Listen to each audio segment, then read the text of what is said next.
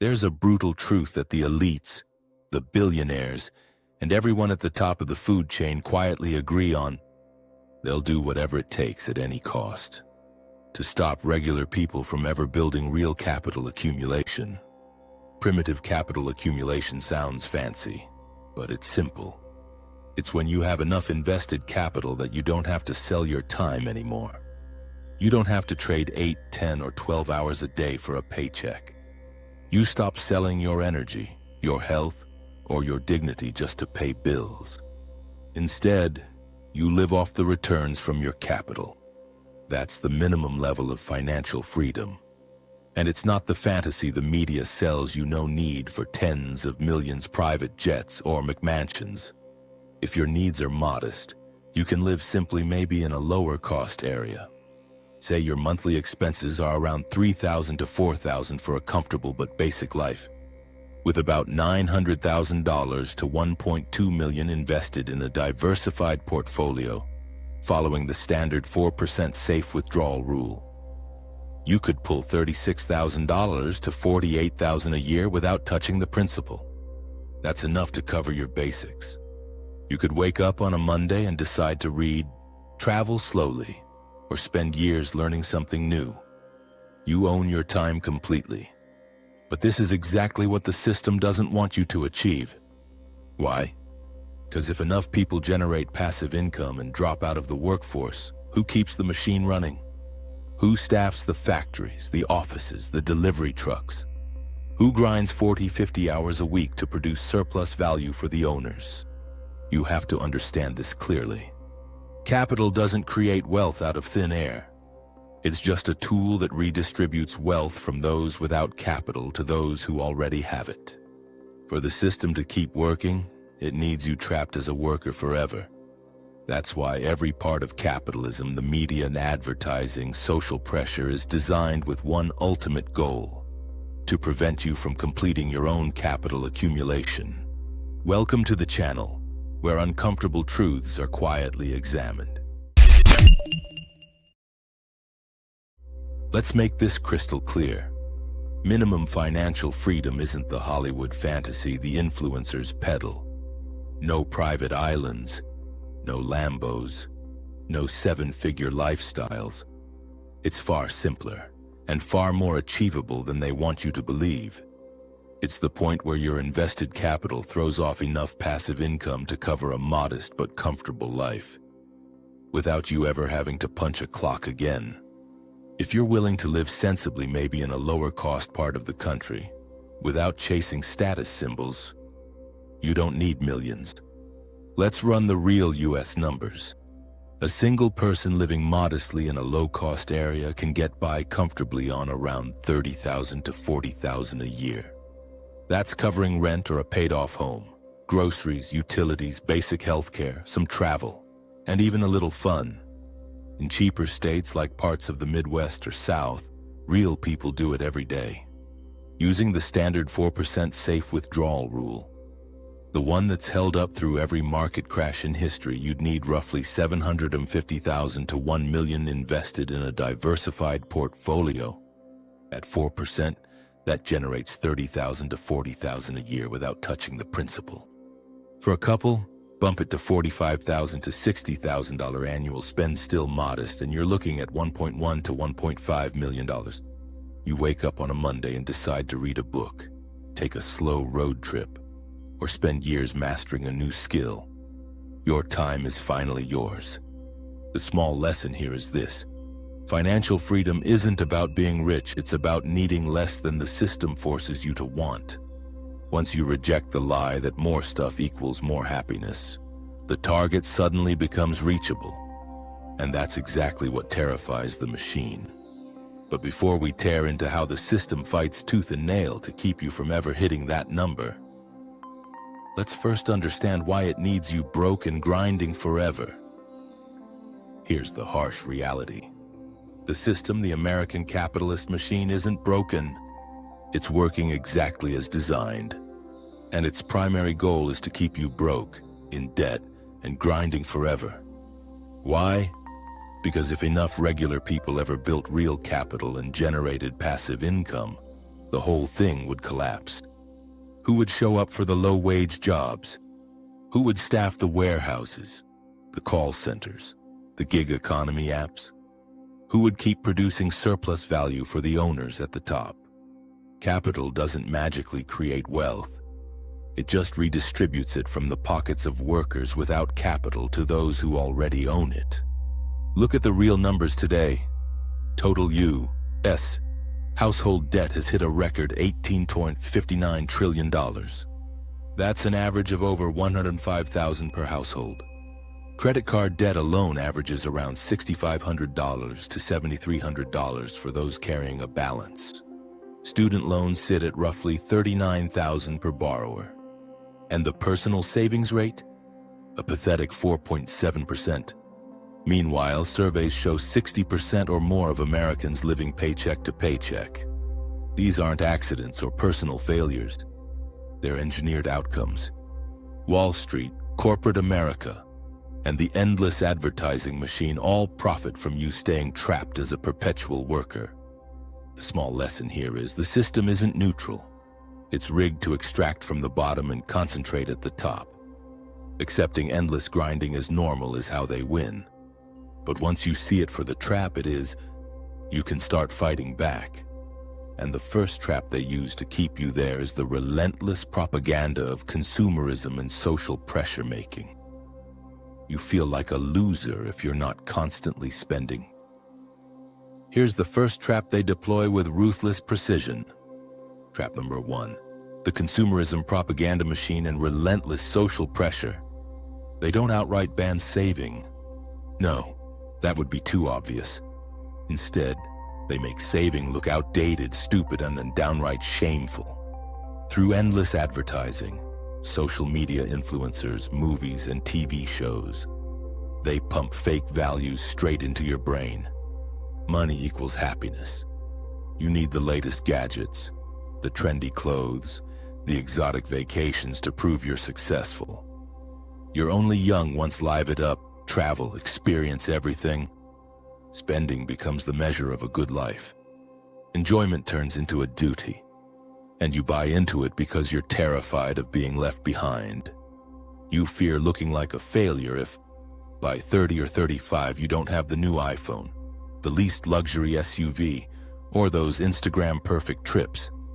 You dread being called cheap or boring for not dropping thousands on concerts, festivals, or keeping up with the Joneses on social media.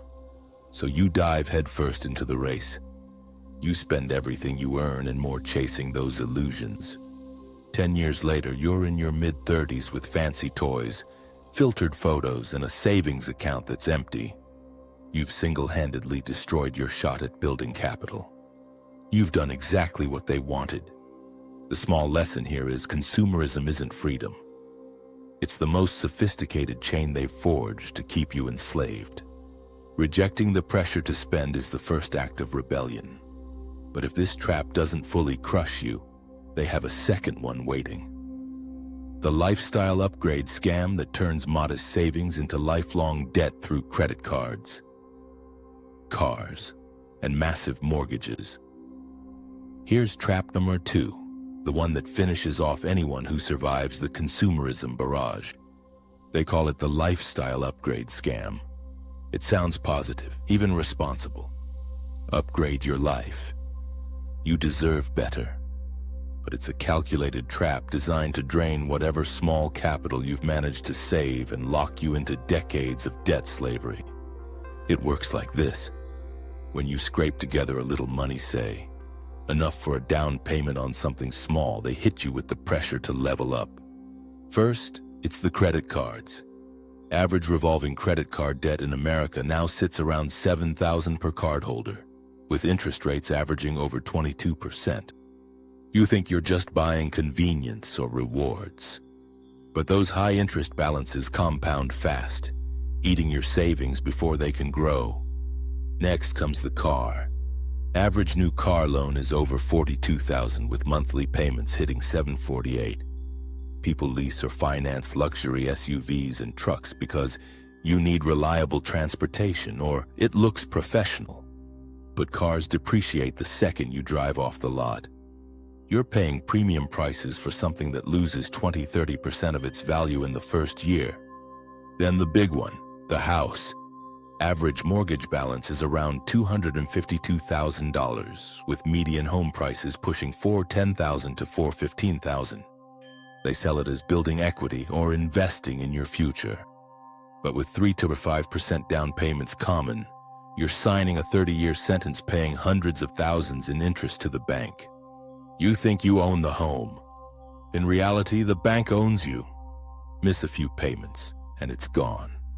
You can't quit a toxic job to start a business or take time off because the mortgage chain keeps you grinding. The small lesson here is, these upgrades aren't assets. They're liabilities disguised as status symbols that reset your capital accumulation to zero and keep you dependent on a paycheck. Rejecting the upgrade scam is how you protect the little capital you've built. But the system has even quieter killers waiting. Things like student loans, runaway inflation, and hidden fees that erode your wealth without you even noticing the bleed. Let's expose those next. Here's the next layer of the trap. The silent killers that bleed your wealth without you even feeling the knife go in. These aren't flashy scams like luxury cars or big houses. They're quiet, relentless forces that erode your savings and capital over time, keeping you trapped longer than any advertisement ever could. First, student loans.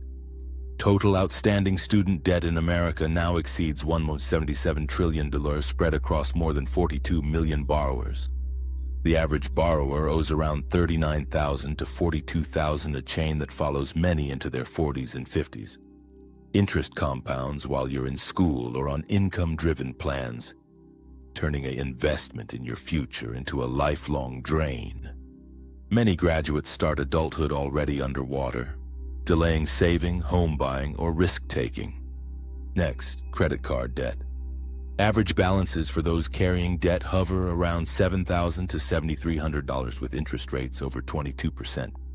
That's money vanishing into bank profits every month, quietly resetting your accumulation progress. Then, inflation. Even at recent levels around 2.7% annually, it silently eats purchasing power. Your savings buy less each year, forcing you to spend more just to maintain the same life. Over decades, it's a massive hidden tax on anyone without growing investments. Finally, the hidden fees in things like 401ks, average expense ratios, and management fees that skim 0.5% to 1% or more off your returns yearly. Over a career, that can cost hundreds of thousands in lost growth. The small lesson here is these silent erosions are deadlier than obvious traps because you don't fight what you don't see. Ignoring them guarantees your capital never accumulates. But once you understand how the system keeps most Americans stuck in the employee quadrant trading time for money with no escape, you'll see why so few ever break free. Let's map that out next. Here's the big picture that ties all the traps together. The cash flow quadrant from Robert Kiyosaki's book divides society into 4 groups based on how people make money. And the American system is ruthlessly designed to keep the vast majority trapped in the worst one. E, employee. You sell your time for a paycheck. Most Americans, over 60% living paycheck to paycheck, are stuck here. Trading hours for dollars with no leverage. Taxes hit hardest, wages taxed at highest rates. And if you stop working, income stops immediately. Self-employed. Doctors, lawyers, freelancers, small business owners. You own your job, but you're still trading time for money. Work stops, money stops. Higher freedom, but often longer hours and more stress. Be business owner, you build systems that run without you. Employees and assets work for you. Like Amazon or big franchises. Investor, money works for you. Passive income from stocks, real estate, dividends. The traps we've covered: consumerism, lifestyle upgrades, student loans, inflation. All exist to drain your capital and lock you in E or S. No capital means no way to build a business or invest at scale. The top B and I need a massive pool of E's and S's to keep their systems profitable. Examples: warehouse workers at Amazon, E. Uber drivers, S. Bezos, BI. The small lesson here is, staying in E mode isn't responsible. It's the default prison the system built for you. Understanding the quadrants shows why grinding harder in the wrong one never leads to freedom. The real escape starts with the opposite of what they've taught you. Aggressive saving to buy back your time and clear your mind for bigger moves. Let's break down how that actually works. Here's the real escape. The one thing that actually works against every trap the system throws at you. Aggressive saving. Not the weak, polite, save what's left nonsense they've brainwashed you into accepting. Real, ruthless saving to buy back your time and free your mind. The system wants you to think saving is outdated or impossible on an average income. That's a lie to keep you spending. No matter what you earn, the key is how much you keep. You have to break the herd mentality, the poverty mindset that says earn more, spend more. Cut the meaningless expenses ruthlessly. Stop letting vanity and comparison blind you. Every time you're tempted by the latest gadget or subscription, ask yourself, is this something I need or something they convinced me I need? Every swipe for experiences or upgrades, ask, am I buying freedom or selling my future? Even if you only save $500 a month at first, that's $6,000 a year. It won't make you rich overnight, but it buys something priceless: options. With $50,000 saved, you can quit a toxic job without panic. With $100,000, you can say no to soul-crushing projects. With $200,000 in a high-yield account, you can take 6 months off to think, plan, or pivot. Most Americans trapped in bills and debt never get that luxury. They stay reactive, worried about next month's rent. The small lesson here is, saving isn't about buying stuff later. It's about buying mental freedom now. A clear mind is the weapon that lets you see bigger opportunities. And once you have that buffer of time and clarity, you can use it to level up your skills and make the quantum leap in productivity that changes everything. Let's look at how that actually happens. Here's the phase that turns the tide, the quantum productivity jump. You take the time you've bought through aggressive saving and invest it in leveling up your time value. The system wants you stuck at the low end, where 1 hour of your work is worth pennies or minimum wage, doing repetitive tasks anyone can replace. But high-demand skills flip that script. You focus intensely for 3 to 5 years on skills the market pays premium for. Things like AI and machine learning, software engineering, data science, cybersecurity, or cloud computing. These aren't hobbies, they're levers that multiply your hourly value exponentially. For example, an average software engineer in the US pulls in around $140,000 to $150,000 a year. A solid data scientist or AI specialist often hits $150,000 to $180,000 or more. Cybersecurity experts command similar numbers in a field starving for talent. While your friends chase lifestyle upgrades, new cars, bigger houses, you stay hidden, grinding on skills no one can take away. Your brain, your expertise. This phase is brutal. You'll watch others flex on social media while you invest in code boot camps, online courses, or side projects. But after those years, the leap happens. Your productivity explodes. 1 hour of your work now equals 10, 30, even 100 hours from your old self.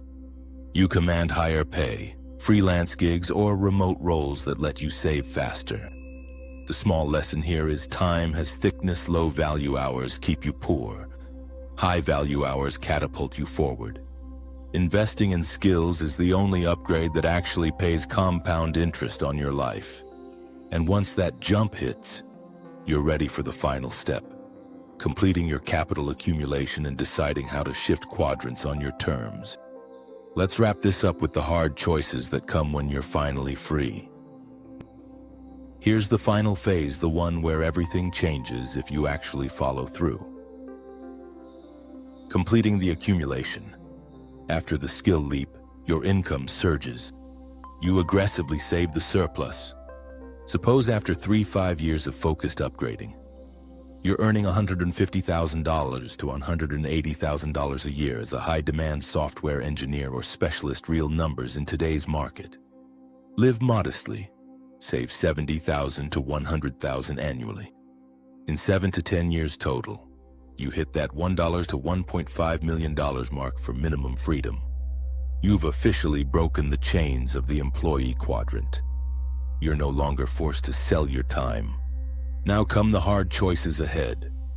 You can slow down work only on passion projects, take extended breaks, or semi-retire in a low-cost area with passive income covering basics.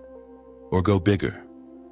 Use your capital to build a business system, shift to B, hire others, create products, leverage teams, or invest aggressively, shift to I stocks, real estate, or startups where money works harder than you ever could. Examples abound. Tech workers who saved ruthlessly, then launched side businesses that scaled, or invested in index funds and lived off dividends. But most never get here because the path demands iron discipline fighting laziness, herd pressure, and the daily scream of consumerism. The small lesson here is, the system isn't evil or good, it's just a machine running its rules. You choose. Stay as the screw getting ground down for life, or learn the rules and become the one running the machine. The decision is yours, and it starts with the next dollar you save, not for riches, but for the freedom to think and live on your terms. If this hits home, start today. Reject the traps. Build the skills. Accumulate relentlessly. Your future self will thank you or curse you for what you do next.